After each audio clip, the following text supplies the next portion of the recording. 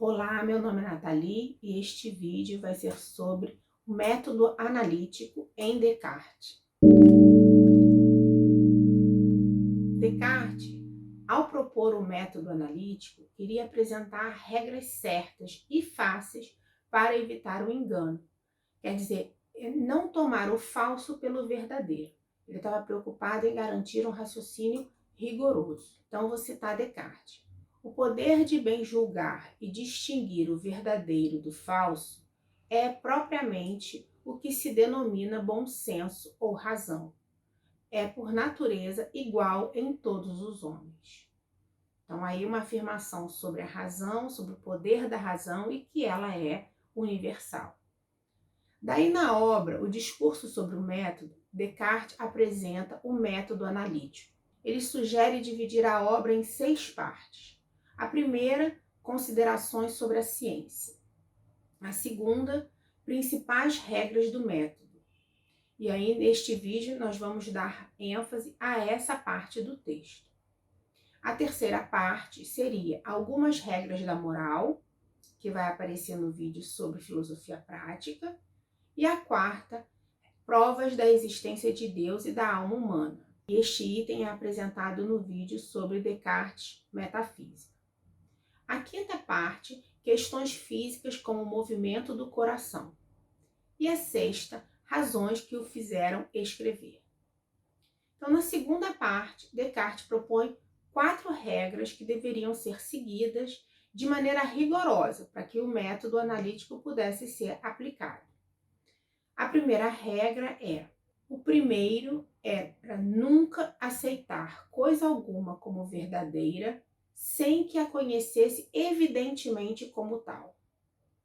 É a chamada a regra da evidência. Então aqui Descartes está em busca de ideias claras e distintas, ideias evidentes. E o ato intelectual que permite a evidência é o ato intuitivo.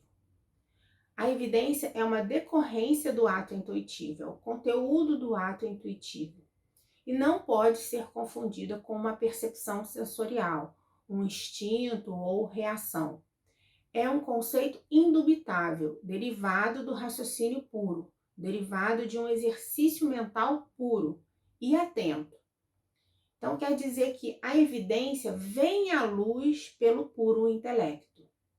Puro aqui significa aquilo que não deriva dos sentidos, é independente dos sentidos e, portanto, não contingente, não varia de acordo com as sensações ou emoções, não varia de acordo com o tempo, com as circunstâncias, mas segue sendo o mesmo, independente de quem raciocine. Então, o importante é que o ato intuitivo tem um conteúdo autoevidente, que se autofundamenta e se autojustifica. A segunda regra é dividir cada uma das dificuldades que examinasse em tantas parcelas quanto fosse possível e necessário para melhor resolvê-las. Então é a regra da análise. É o cerne do método analítico que pode levar a um conhecimento seguro. Então, como é possível aplicar? Se pega um discurso e vai se decompondo em partes dotadas de significado. Vai se decompondo o conjunto em partes elementares, até o limite do possível, até quando não se pode decompor mais, tornando cada uma das partes, cada um dos termos, mais simples e mais preciso. Assim é possível livrar o discurso de todas as ambiguidades, de todas as imprecisões, de todas as contradições, e também evita tomar o falso pelo verdadeiro. Evita o falso e as generalizações vazias. Então, resumindo, partindo da intuição, se chega à evidência, e da evidência se chega à certeza.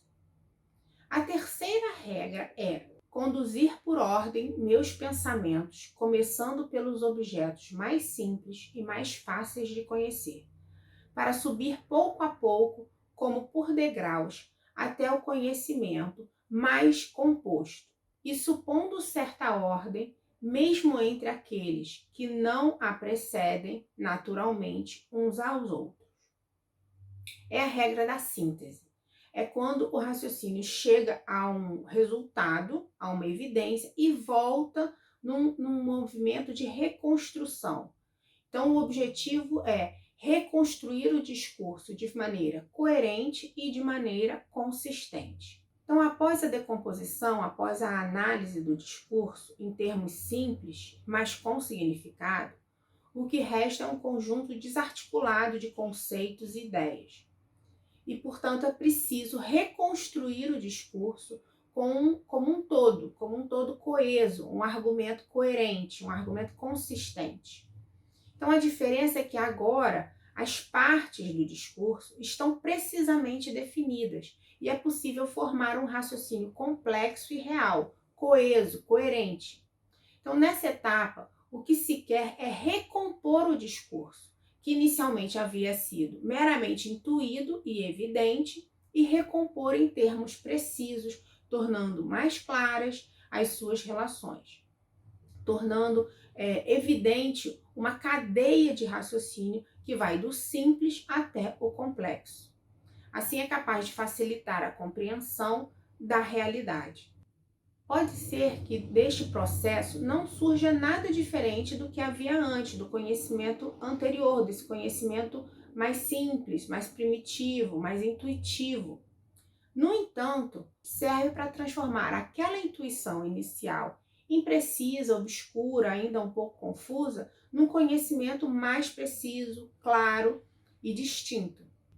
A quarta regra é fazer em tudo enumerações tão completas e revisões tão gerais que eu tivesse certeza de nada omitir. Esta é uma etapa bastante difícil, né? Bastante difícil de realizar. Como assim fazer enumerações tendo certeza que nada vai ser omitido? O objetivo é justamente evitar chamar de conhecimento aquilo que ainda não passou por um processo de revisão. Não é objeto de crítica. Não se precipitar em chamar um discurso de conhecimento. Então é preciso ter certeza de que a análise foi realmente rigorosa, completa e que a síntese foi realmente consistente e tornou evidente as relações necessárias. Em outras palavras, na filosofia é sempre necessário assumir uma atitude crítica, jamais uma atitude dogmática. É uma atitude de conhecimento. Então, todo raciocínio deve ser público e objeto de crítica. Nenhum argumento deve ser obscuro e confuso, nenhum discurso baseado na autoridade. Então, nesse slide é possível ver o movimento que é feito no método analítico em Descartes. Primeiro, o ato da intuição. Depois, a evidência, quando se pratica a primeira regra. Na verdade, aquilo que foi intuído, ele passa a ter um conteúdo evidente, um conteúdo autoevidente. Depois, a análise, quando se decompõe aquela determinada evidência até se chegar a um conjunto de ideias, um conjunto de conceitos que são claros, bem definidos, precisos. A partir daí, é para se voltar numa reconstrução do discurso. Aí é a etapa da síntese, a terceira regra. A quarta regra é não tomar esse conhecimento como um conhecimento absoluto e ter uma atitude sempre crítica. Só então se pode chamar aquele determinado discurso de conhecimento. Agora, dadas as regras do método analítico cartesiano, um exemplo. O exemplo do próprio Descartes em Meditações Metafísicas. A dúvida metódica é um exemplo do método analítico apresentado no discurso do método. Então, apresentada nas Meditações Metafísicas, Descartes está em busca de um conhecimento seguro, ele está tentando responder à dúvida cética e pretendia responder com a aplicação do método analítico. Ele precisava de uma única verdade, um único conhecimento seguro que pudesse ser a pedra fundamental, a partir da qual ele poderia construir um conhecimento seguro sobre a realidade.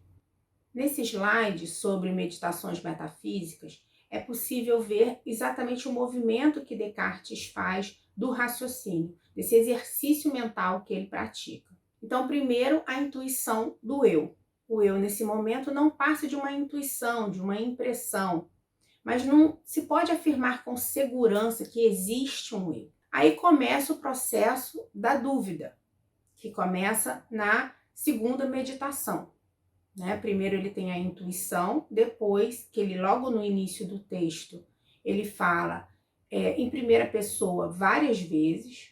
Depois, na segunda meditação, começa a evidência, que começa pela dúvida metódica, chegando até a dúvida chamada dúvida hiperbólica, que é quando ele faz o exercício mental, sugere a existência de um gênio maligno ou de um Deus enganador.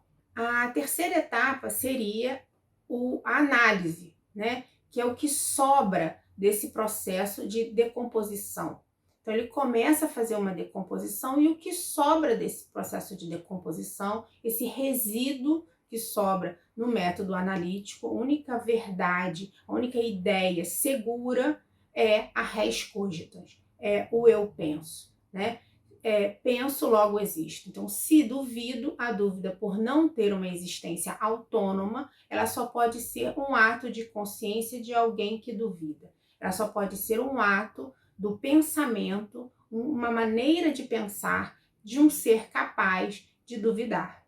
Então, se existe dúvida, se existe pensamento, é porque existe um ser pensante, existe uma coisa que pensa, existe uma res cogitans. E aí ele chega nessa verdade aí, que não é mais meramente intuída, que não é mais meramente só uma evidência, mas que passou por um critério de análise, que passou por esse método de decomposição, e aí ele tem um conceito claro.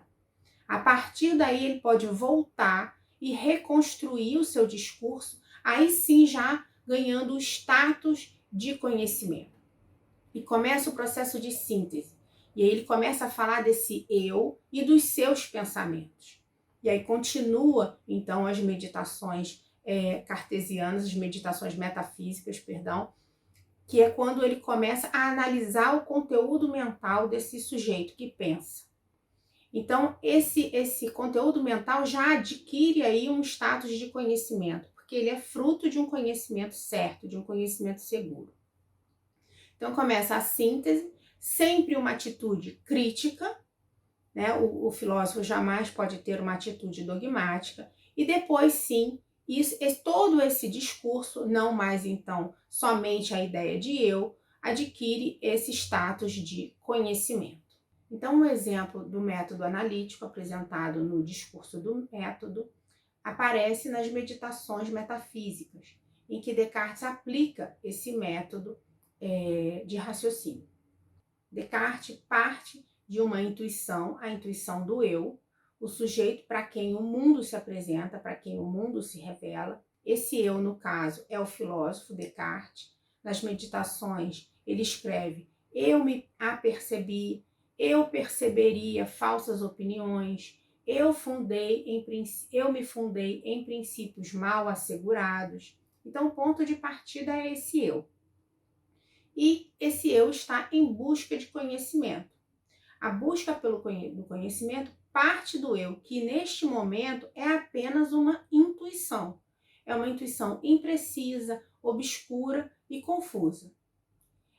Não tem certeza nem de si, nem do mundo, nem acredita que é possível conhecer algo sobre o mundo. Um eu em busca de evidências, em busca de conhecimento seguro, de ideias claras e distintas. Este eu resolve, então, duvidar. Na primeira meditação, ele divide cada uma das dificuldades e examina uma a uma, em busca de uma certeza. É a etapa da evidência. Descartes precisa apenas de uma certeza para responder à dúvida cética, que seria a pedra fundamental para construir um conhecimento seguro. Ele duvida das opiniões, ele duvida dos sentidos, ele imagina que pode estar sonhando, duvida da aritmética, da geometria, da matemática, de um modo geral. Imagina um Deus enganador, um gênio maligno. E aí, na segunda meditação, como resultado desta análise, que tomou uma forma de dúvida, há um resíduo, uma certeza, que é o eu, que é a res cogitans. Então, eu vou citar aqui as meditações. De sorte que, após ter pensado bastante nisto e de ter examinado cuidadosamente todas as coisas, cumpre enfim concluir e ter por constante que esta proposição eu sou, eu existo, é necessariamente verdadeira todas as vezes que a anuncio ou que concebo em meu espírito. Então, a partir daí, ele tem essa verdade segura, essa verdade evidente. Também o mesmo raciocínio no discurso do método. E aí eu vou citar. Mas logo depois atentei que, enquanto queria pensar assim que tudo era falso, era necessariamente preciso que o pensava, fosse alguma coisa. E notando que esta verdade, penso, logo existo, era tão firme e tão certa que todas as mais extravagantes suposições dos céticos não eram capazes de abalar. Julguei que podia admiti-la sem escrúpulo como primeiro princípio da filosofia que buscava. Então, o que Descartes tem neste momento do raciocínio é uma ideia clara e distinta. A ideia clara e distinta do eu. A ideia da res cogitans, do eu penso. Uma coisa que pensa, uma coisa que cogita, uma coisa que imagina, que duvida, que calcula. Então, uma coisa que, ainda sem corpo, né, ainda não está falando que existe um corpo, que talvez exista, talvez não nesse momento, que talvez exista num mundo povoado de seres ou não, mas que nesse momento certamente existe. Então, ele está falando só de uma coisa que pensa, de uma res cogitans. Então, agora que Descartes chegou ao fundo, ele atinge uma certeza, sua primeira ideia clara e distinta. Então, está em condições de começar a ascender novamente. Começa então a síntese, o processo de produção de conhecimento. Descartes começa a produzir conhecimento a partir da sua primeira certeza, em busca de novas ideias claras e distintas. Então, agora o eu não é uma mera intuição, ele mudou de status. É um conhecimento seguro, um conhecimento que resistiu à dúvida cética, é o resíduo à dúvida cética. Então, a ideia de eu em Descartes não é uma falácia, como alguns tentam insinuar. Alguns acusam de falácia de petitio principii, quando a conclusão que se quer provar é adotada como premissa do argumento. O eu em Descartes não é a premissa do argumento, ao contrário, é posto em dúvida. Descartes suspende o juízo, não pressupõe o eu. O eu em Descartes é uma verdade autoevidente. Então, não se trata de um argumento circular, mas de uma verdade primeira, uma verdade sólida, a partir da qual é possível construir um conhecimento, construir um discurso seguro. Então, a partir dessa certeza, é possível produzir conhecimento. Descartes começa, então, a buscar outras ideias que tenham a mesma característica da ideia do eu, ou seja, que sejam ideias claras e distintas. Tanto nas meditações como no discurso, Descartes apresenta mais duas ideias claras e distintas: a ideia de Deus e a ideia do mundo. A ideia de Deus eu vou apresentar no vídeo sobre metafísica e a ideia do mundo no vídeo sobre conhecimento. Então, esse é um breve resumo do método analítico em Descartes. Se você gosta de filosofia, convido a se inscrever no canal e ativar as notificações.